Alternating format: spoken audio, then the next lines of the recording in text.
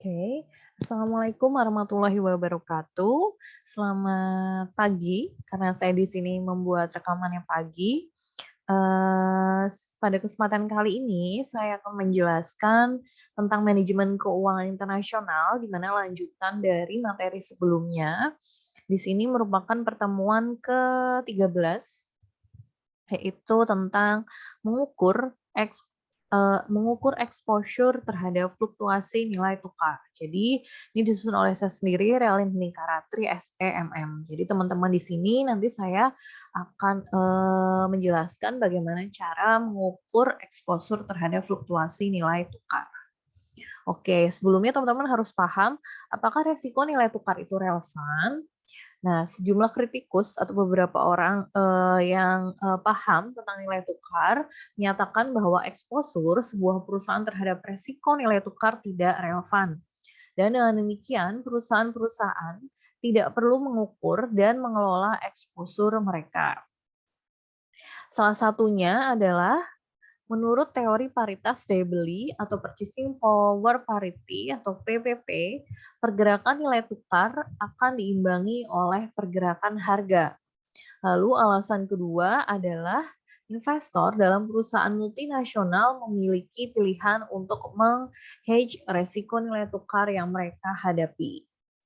Jadi ini ya kenapa resiko itu nilai tukar atau enggak. Sebenarnya ini tuh perusahaan itu menyatakan resiko nilai tukar itu tidak relevan seperti itu. Karena aslinya nilai tukar itu tidak perlu diukur, tapi kita harus perlu mengelola eksposurnya saja seperti itu.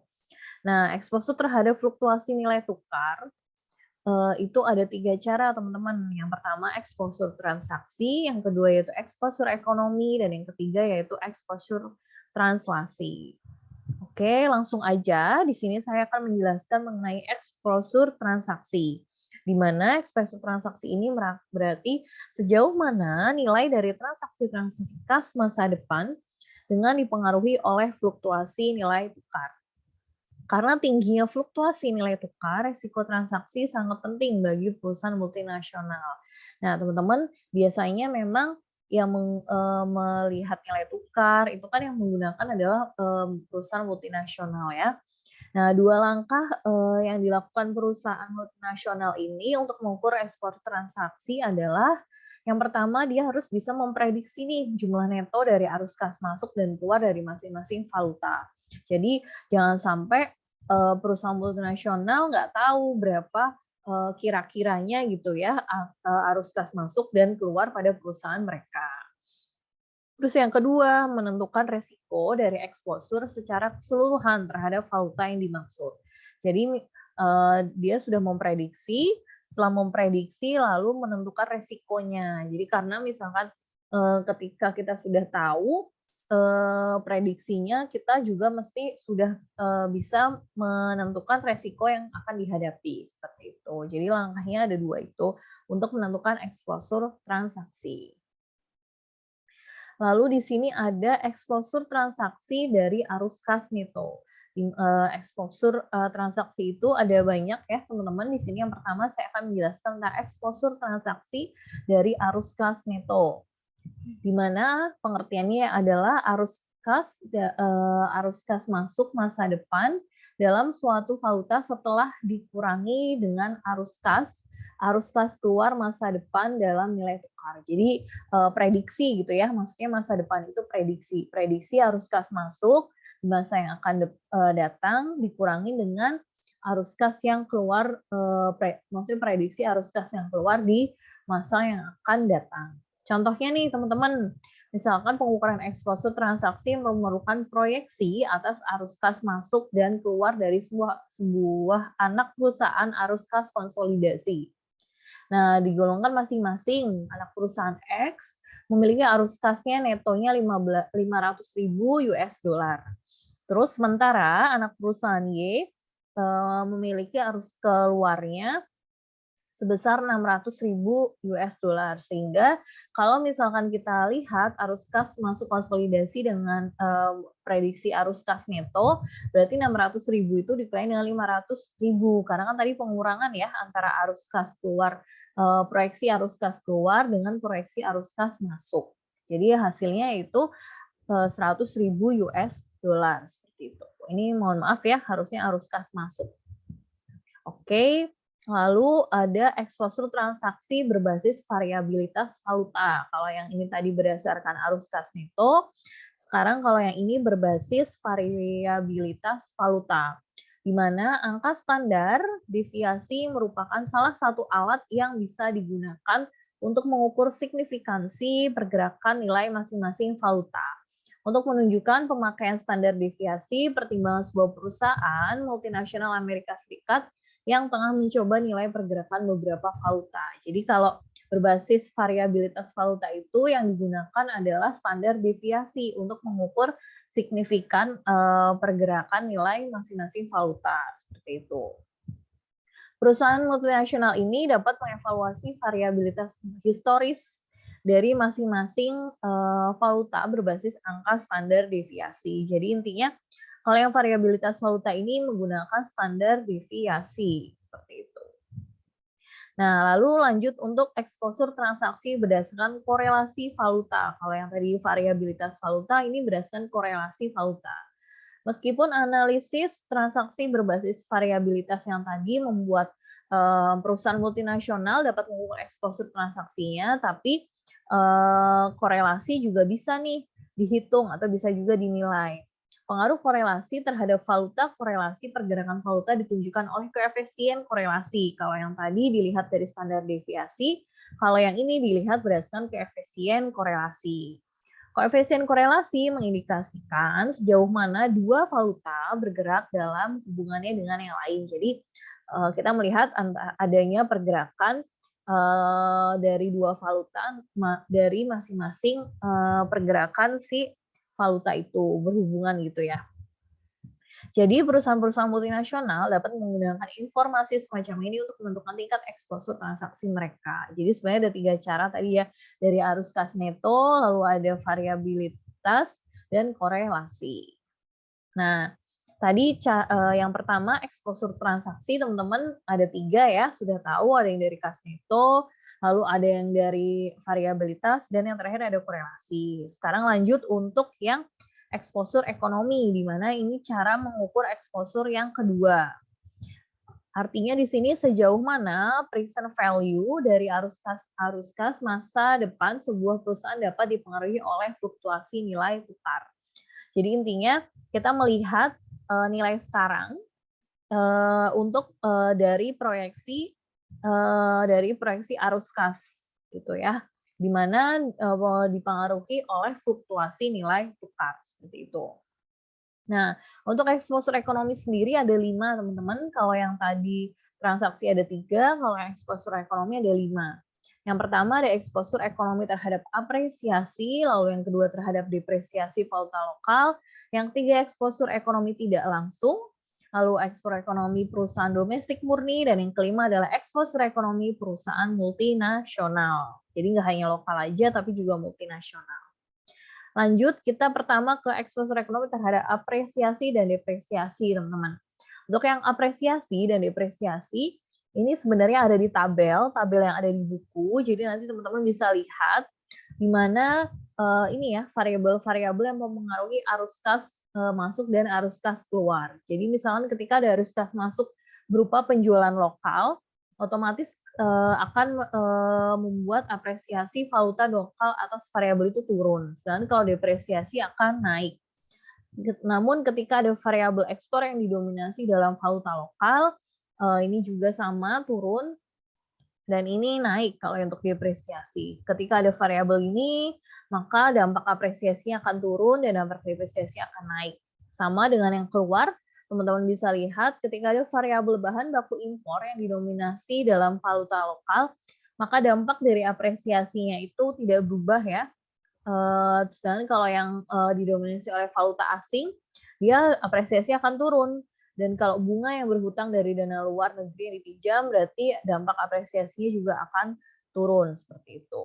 Ini teman-teman bisa dibaca lagi di buku biar lebih jelasnya. Nah, tadi kita udah tentang yang apresiasi dan depresiasi.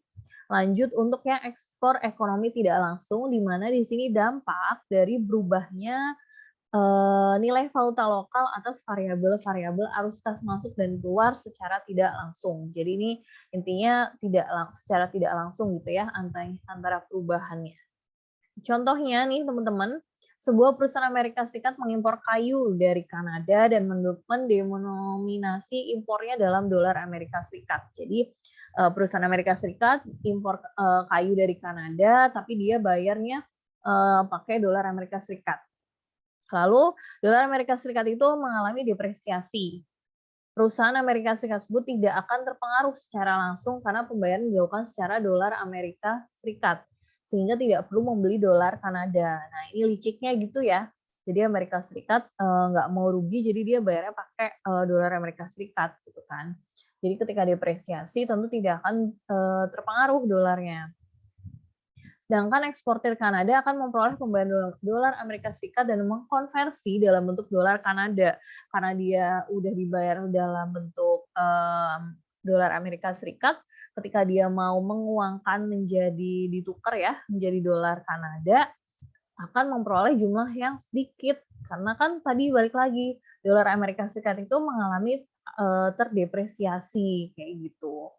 Untuk mengurangi penurunan arus kas ini, eksportir Kanada dapat meningkatkan harga yang lebih tinggi kepada importir Amerika Serikat di masa yang akan datang agar menaikkan arus kas keluar perusahaan Amerika Serikat, di mana yang akan ini ya menaikkan arus kas keluar si perusahaan Amerika Serikat itu. Jadi biar si Kanada itu tidak rugi ketika dia sudah menukar dolar Amerika Serikat ke Kanada, saat mengalami depresiasi dia harusnya memberikan harga yang lebih tinggi gitu. Jadi jangan disamakan dengan penjualan yang di Kanada kayak gitu. Ya harus ditawarkan lebih tinggi.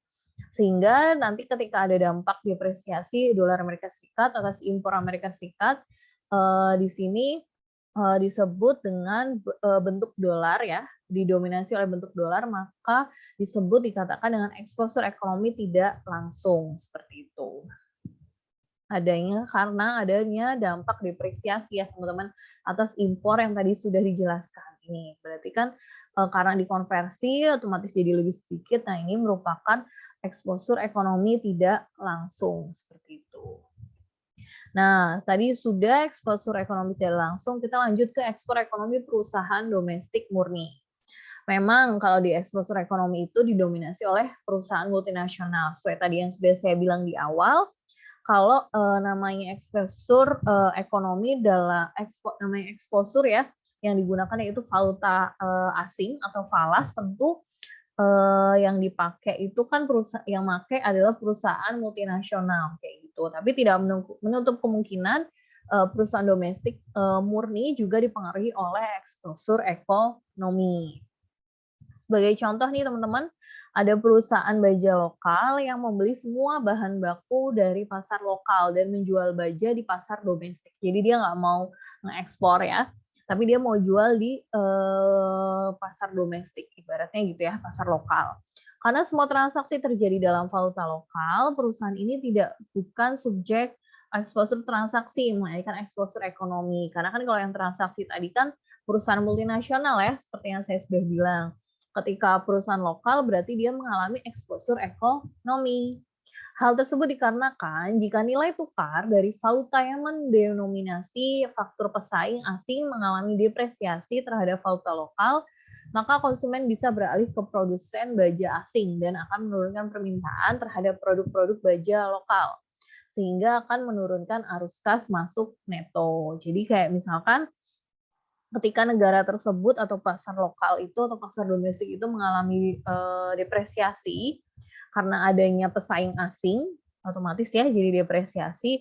Ini produsen baja ini nggak akan beli di pasar lokal gitu ya, dan nggak akan menjual baja di pasar lokal, tapi dia akan menurunkan dia akan ini produsen bajanya itu akan menurunkan permintaannya seperti itu karena kan terjadi depresiasi. Otomatis akan turun permintaannya dan akan turun juga arus kas masuk neto.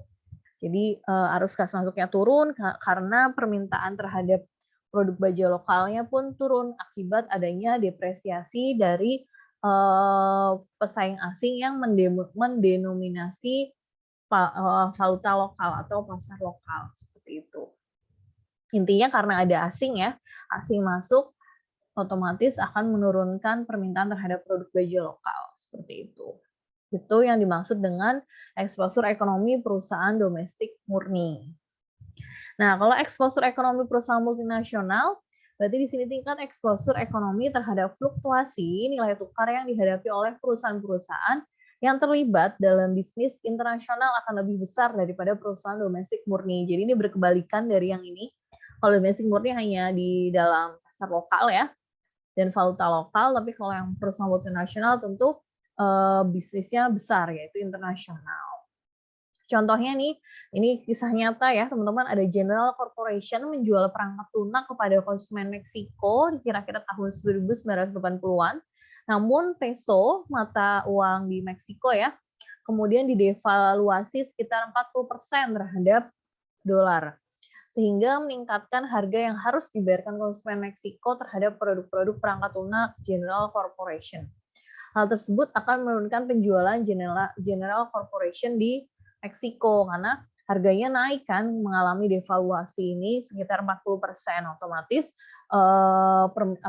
si General Corporation ini akan menurunkan penjualannya karena banyak nggak lakunya seperti itu. Ini yang multinasional karena General Corporation ini merupakan bisnis internasional seperti itu. Nah, tadi kita udah yang eksposur transaksi, sudah eksposur ekonomi, sekarang kita lanjut ke yang eksposur translasi. Di mana eksposur transaksi ini merupakan eksposur laporan keuangan konsolidasi perusahaan multinasional terhadap fluktuasi nilai tukar. Jadi kalau eksposur translasi lebih modern ya, dia pakai laporan keuangan teman-teman. Laporan keuangan konsolidasi perusahaan multinasional, entah itu bisa dari anak perusahaan, entah juga bisa dari cabangnya, seperti itu. Contohnya nih, jika aktiva atau kewajiban dari anak-anak perusahaan multinasional ditransaksikan memakai kurs lain kurs historis. Neraca akan selalu dipengaruhi oleh fluktuasi nilai tukar. Selain itu, anak perusahaan yang ditransaksikan ke dalam valuta pelaporan perusahaan induk, dalam laporan laba rugi konsolidasi juga akan dipengaruhi oleh fluktuasi nilai tukar. Jadi ketika si perusahaan itu punya anak-anak perusahaan, terus memakai kursnya itu nggak kurs historis ya, kurs historis kan dilihat dari tahun-tahun sebelumnya. Nah itu otomatis akan berpengaruh neraca si arus kasnya itu akan mempengaruhi fluktuasi, akan berpengaruh gitu kan karena adanya fluktuasi nilai tukar seperti itu. Sama laporan laba ruginya juga, laporan perusahaan untuk laba ruginya juga akan berpengaruh karena adanya fluktuasi nilai tukar. Nah, kalau untuk faktor-faktor penentu eksposur translasi ini ada 3 ya teman-teman. Yang pertama, tingkat keterlibatan anak perusahaan dalam bisnis di luar negeri. Yang kedua itu lokasi dari anak perusahaan itu sendiri. Dan yang ketiga adalah metode akuntansi yang digunakan. Di sini saya akan menjelaskan kalau untuk yang tingkat keterlibatan anak perusahaan dalam bisnis di luar negeri itu berarti semakin tinggi persentase bisnis sebuah multinasional ya, dilakukan anak perusahaan luar negerinya, semakin tinggi pula nih kerentanan suatu item laporan keuangan tertentu terhadap eksposur translasi. Dalam hal ini biasanya dalam bentuk ekspor kayak gitu. Jadi intinya biasanya keterlibatan anak perusahaan itu dalam bentuk ekspor. Nah, ini ketika presentase anak perusahaan itu di luar negeri itu tinggi, otomatis untuk laporan keuangannya juga akan mengalami eksposur kayak gitu kan. Karena kan kita mengikuti fluktuasi nilai tukar di negara yang kita ekspor seperti itu. Lalu lokasi dari anak perusahaan nih, ini juga udah jelas ya berpengaruh terhadap eksposur translasi karena lokasi dari anak perusahaan berpengaruh dikarenakan item-item laporannya. Nih teman-teman, item-item laporan keuangan dari tiap anak perusahaan biasanya diukur dalam valuta lokal tempat anak perusahaan beroperasi. Jadi misalkan si perusahaan baja punya perusahaan baja Amerika Serikat, dia punya anak perusahaan lokasinya di Jerman kayak gitu. Tentu di sini laporan keuangannya diukur dalam valuta lokal Jerman kayak gitu. Ini dapat mempengaruhi eksposur translasi kayak gitu. Lalu ada metode akuntansi yang digunakan. Ini juga sangat berpengaruh ya terhadap eksposur translasi karena adanya prosedur-prosedur akuntansi yang digunakan. Jadi misalkan ketika ada di anak perusahaan A di daerah ini dia menggunakan metode akuntansinya yang A kayak gitu. Tapi kalau misalkan di anak perusahaan yang B ternyata beda lagi nih metode akuntansinya karena memiliki prosedur-prosedur akuntansi yang berbeda kayak gitu. Makanya harusnya aturan-aturan akuntansi itu bisa dikonsolidasikan dan diprediksikan. Jadi jadi perusahaan bisa melihat berapa labanya di satu sama lain gitu ya. Jadi bisa melihat laba antar anak perusahaannya seperti itu. Oke, thank you. Terima kasih teman-teman atas partisipasinya pada kesempatan kali ini. Semoga apa yang saya sampaikan dapat memberikan pemahaman ya kepada teman-teman semua yang buka YouTube. Nanti bisa dibaca lagi bukunya. Intinya pada kesempatan kali ini saya menjelaskan tentang pengukuran eksposur terhadap nilai tukar. Di mana tadi teman-teman sudah paham pengukurnya itu ada 3 cara, yaitu menggunakan eksposur transaksi, eksposur ekonomi, dan eksposur translasi. Di mana eksposur transaksi tadi ada 3 ya, dari arus kas, terus juga dari validasi dan variabilitas dan korelasi. Terus kalau tadi yang eksposur ekonomi itu ada 5, ada yang apresiasi, depresi, lokal, terus multinasional, seperti itu ya.